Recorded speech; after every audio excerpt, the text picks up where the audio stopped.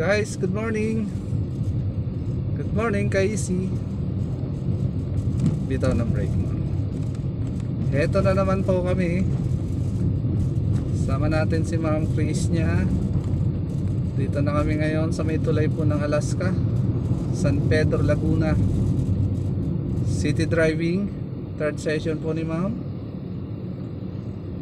Okay naman, kahit pa paano, caring na. Gas na konti, Ma'am.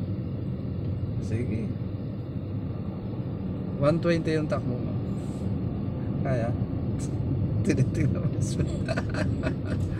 Joke lang po yun, 120. Okay, 40 lang po ang maximum dito sa may Alaska. Stay sa lane, Ma'am. Ayan. Magandang tanghali mga kaisi. Ingat po tayo sa pagmamaneho and have a nice day ahead. God bless po sa inyong lahat.